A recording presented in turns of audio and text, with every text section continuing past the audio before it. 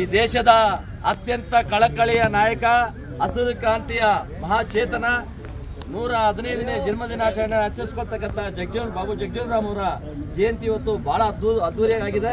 ಮುಖ್ಯಮಂತ್ರಿಗಳು ಭಾವಚಿತ್ರಕ್ಕೆ ಪುಷ್ಪಮಾಲೆಯನ್ನು ಅರ್ಪಿಸೋದ್ರ ಮುಖಾಂತರವಾಗಿ ಇಡೀ ದೇಶದಲ್ಲಿ ಇವತ್ತು ಪ್ರತಿ ಜಿಲ್ಲೆಗಳಲ್ಲಿ, ಪ್ರತಿ ತಾಲೂಕುಗಳಲ್ಲಿ, ಇಡೀ ರಾಷ್ಟ್ರನೇ ಇವತ್ತು ಜಗಜೀವನ್ ರಾಮ್ ಅವರ 115ನೇ ಜಯಂತಿಯನ್ನು ಮಾಡ್ತಾ ಇದ್ದಾರೆ. ಇವತ್ತು ನಮಗೊಂದು ಸಂಕಲ್ಪ ಮಾಡಬೇಕಾಗಿದೆ. ಬಾಬಾ ಸಾಹೇಬ್ ಅಂಬೇಡ್ಕರ್ ಕೊಟ್ಟಿರ್ತಕ್ಕಂಥ ಮೀಸಲಾತಿ, ಅವ್ರು ಕೊಟ್ಟಿರ್ತಕ್ಕಂಥ 16 ಯೋಜನೆಗಳು, ಆ ಸಂವಿಧಾನಬದ್ಧವಾಗಿರ್ತಕ್ಕಂಥ ಮೂಲಭೂತ ಸೌಕರ್ಯಗಳು ಎಲ್ಲೋ ಒಂದ್ ಕಡೆ ವಿಫಲ ಆಗ್ತಾ ಇದೆ. ಆ ವಿಫಲ ಆಗ್ತಾ ಇರೋದನ್ನ ಕಟ್ಟ ಕಡೆಯ ಬಡವರಿಗೆ ತಲುಪಬೇಕು. ಕೂಲಿ ಮಾಡೋನು, ಜೀತ ಮಾಡೋನು, ಚಪ್ಪಲಿ ಹೊಲಿಯೋನು, ಕಸ ಗುಡಿಸೋರಿಗೆ ಮೀಸಲಾತಿ ಹೋಗ್ಬೇಕು. ಇವತ್ತು ಅಂಬೇಡ್ಕರ್ ಕೊಟ್ಟಂತ ಅಮೃತ ಮನೆ ಮನೆಗೂ ತಲುಪಿದ್ರೆ ಮಾತ್ರ ಜಗಜೀವನ್ ರಾಮ್ ಅವರ ಜಯಂತಿ ಮತ್ತು ಬಾಬಾ ಸಾಹೇಬ್ ಅಂಬೇಡ್ಕರ್ ಅವರ ಜಯಂತಿಗೆ ಅರ್ಥಪೂರ್ಣ ಆಗ್ತದೆ. ಇವತ್ತು ದೇಶದಲ್ಲಿ ಇವತ್ತು ಬಹಳ ಮುಖ್ಯವಾಗಿ ನಮ್ಮ ಹಿರಿಯ ಅಧಿಕಾರಿಗಳಾಗಿರ್ತಕ್ಕಂಥ ಬಾಬುರಾವ್ ಮುಡ್ಬಿಯವರು, ಲಕ್ಷ್ಮೀನಾರಾಯಣರವರು, ಅವರು ಸಮಾಜ ಕಲ್ಯಾಣ ಇಲಾಖೆಗೆ ಸಾಕಷ್ಟು ಸೇವೆಯನ್ನು ಮಾಡಿದ್ದಾರೆ. ಈ ಸಮಾಜದ ಪರವಾಗಿ ಧ್ವನಿ ಎತ್ತಿದ್ದಾರೆ. ಈಗಾಗಲೇ ಲಕ್ಷ್ಮೀನಾರಾಯಣವರು ಮುಖ್ಯಮಂತ್ರಿಗಳ ವಿಶೇಷ ಸಲಹೆಗಾರರಾಗಿದ್ದಂಥವರು, ಅವರು ಒಂದೆರಡು ಮಾತಾಡಬೇಕು. ಈಗ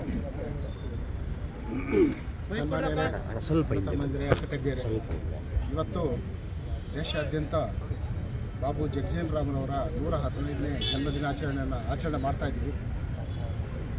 ಬಾಬು ಜಗಜೀವನ್ ರಾಮ್ ಅವರು ದಲಿತ ಸಮಾಜಕ್ಕೆ ಮಾಡಿದಂಥ ಸೇವೆ, ಈ ದೇಶಕ್ಕೆ ಮಾಡಿದಂಥ ಸೇವೆ ನಾವೆಲ್ಲ ಇವತ್ತು ಸ್ಮರಿಸಬೇಕು.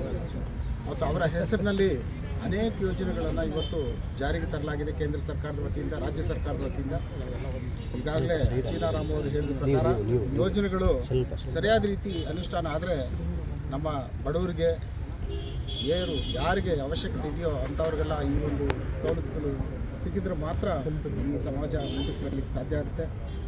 ಇವತ್ತು ಗ್ರಾಮೀಣ ಪ್ರದೇಶದಲ್ಲಿ ಇನ್ನೂ ಹೆಚ್ಚು ಬಡವರಿಗೆ ಶಿಕ್ಷಣ, ಆರ್ಥಿಕ ಸವಲತ್ತು, ಸಾಮಾಜಿಕ ಒಂದು ಸ್ಥಾನಮಾನ ಸಿಗೋ ಅಗತ್ಯ ಇದೆ. ಆ ನಿಟ್ಟಿನಲ್ಲಿ ಸರ್ಕಾರ ಮತ್ತು ನಾವೆಲ್ಲರೂ ಕೂಡ ಸೇವೆಯನ್ನು ಮಾಡಬೇಕು ಮತ್ತು ಈ ಬಗ್ಗೆ ಕೆಲಸವನ್ನು ಮಾಡಬೇಕು. ಈ ನಿಟ್ಟಿನಲ್ಲಿ ನಾವೆಲ್ಲರೂ ಒಗ್ಗಟ್ಟಾಗಿ ಕೆಲಸವನ್ನು ಮಾಡೋಣ. ಬಾಬಾ ಸಾಹೇಬ್ ಅಂಬೇಡ್ಕರ್ ಅವರು ನೀಡಿದಂಥ ಸಂವಿಧಾನ ಮತ್ತು ಬಾಬು ಜಗಜೀವನ್ ರಾಮ್ ಮಾಡಿದಂಥ ಈ ಸೇವೆ ಇವತ್ತು ಸ್ಮರಿಸಬೇಕು ಮತ್ತು ಈ ದಾರಿಯಲ್ಲಿ ನಾವು ಹೋಗಬೇಕು ಅಂತೇಳಿ ಸಂದರ್ಭದಲ್ಲಿ ಸಮಾಜ ಕಲ್ಯಾಣ ಇಲಾಖೆಯ ಮತ್ತೊಬ್ಬ ಹಿರಿಯ ಅಧಿಕಾರಿಗಳಾಗಿದ್ದಂಥವರು ಬಾಬುರಾವ್ ಮುಡ್ಬಿಯವರು ಸಮಾಜದ ಸಾಕಷ್ಟು ಕಳಕಳಿ ಇರೋಂಥ ಅಧಿಕಾರಿಗಳು. ಅವರು ನಿವೃತ್ತಿಯಾಗಿದ್ದಾರೆ, ಆದರೂ ಅವ್ರ ಸೇವೆಯನ್ನು ಮುಂದುವರಿಸಿದ್ದಾರೆ. ಅವರು ಬಾಬುರಾವ್ ಮುಡ್ಬಿಯವರು ಇವು ಕುರಿತು ಒಂದು ಅರ್ಧ ನಿಮಿಷ, ಮುಕ್ಕಾಲು ನಿಮಿಷದಲ್ಲಿ ಮಾತಾಡಬೇಕು. ಒಂದು ನಿಮಿಷ ಮಾತಾಡಬಾರ್ದು ಸರ್? ಈ 115ನೇ ಜಗಜೀವನ್ ರಾಮ್ ಜಯಂತಿಯ ನಿಮಿತ್ತ ತಮ್ಮೆಲ್ಲರಿಗೂ ಕೂಡ ಶುಭಾಶಯಗಳು. ಇದೊಂದು ಬಹಳ ಮಹತ್ವದ ಮತ್ತು ಅವಿಸ್ಮರಣೀಯ ದಿನ.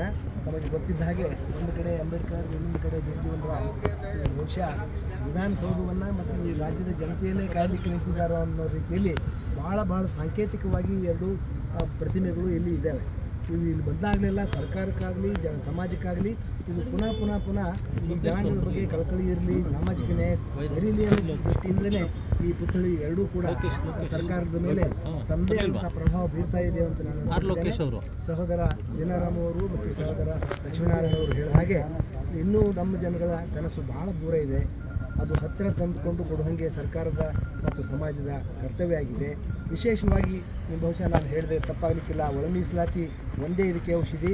ಯಾಕೆಂದರೆ ಜನಸಂಖ್ಯೆಗೆ ತಕ್ಕಂತೆ ಅವರವ್ರ ಪಾಲು ಜಿತನಿ ಜನಕಿ ಸಂಖ್ಯಾ ಭಾರಿ, ಉತನಿ ಉನ್ಕಿ ಭಾಗಿದಾರಿ ಅಂತಕ್ಕಂಥ ಮಾತನ್ನು ನಾವು ಕೃತಿಯಲ್ಲಿ ತಂದರೆ ಮಾತ್ರ ಆ ಕನಸು ನನಸಾಗ್ತದೆ ಅಂತಕ್ಕಂಥ ಮಾತನ್ನು ಇಲ್ಲಿ ಮಾನ್ಯ ಮುಖ್ಯಮಂತ್ರಿಗಳು ಕೂಡ ನಮ್ಮೆಲ್ಲ ಆ್ಯಕ್ಟಿವಿಸ್ಟ್ಗಳು ಎಲ್ಲ ಇವತ್ತು ಮನವರಿಕೆ ಮಾಡಿದ್ದಾರೆ. ಆ ನಿಟ್ಟಿನಲ್ಲಿ ಮಾನ್ಯ ಮುಖ್ಯಮಂತ್ರಿಗಳು ಅಪಾರ ಕಳಕಳಿಯನ್ನು ಹೊಂದಿದ್ದಾರೆ ಈ ಜನಾಂಗದ ಮೇಲೆ. ಮತ್ತು ಎಲ್ಲ ಈ ವಂಚಿತರಿಗೆ ಬರೀ ಒಂದು ಲೆಫ್ಟ್ ಅಂತಲ್ಲ, ಎಲ್ಲ ವಂಚಿತ ಪರಿಶಿಷ್ಟ ಜಾತಿ ಜನಾಂಗದ ಬಗ್ಗೆ ಅವರು ಹೆಚ್ಚಿನ ಕಳಕಳಿಯಿಂದ ನಮಗೆ ಅವರ ಕಾಲದಲ್ಲಿ ಅವಿಸ್ಮರಣೀಯವಾದಂಥ ನಮ್ಮ ಕನಸುಗಳನ್ನು ನನಸು ಮಾಡ್ತಾರೆ ಅಂತ ಕಂಡುಕೊಂಡು ತಮ್ಮೆಲ್ಲರ ಪರವಾಗಿ ನಾನು ಆಶಿಸಿ ತಮ್ಮೆಲ್ಲರಿಗೂ ಕೂಡ ಇನ್ನೊಮ್ಮೆ ನಾನು ಶುಭ ಹಾರೈಸ್ತೀನಿ. ವಂದನೆಗಳು.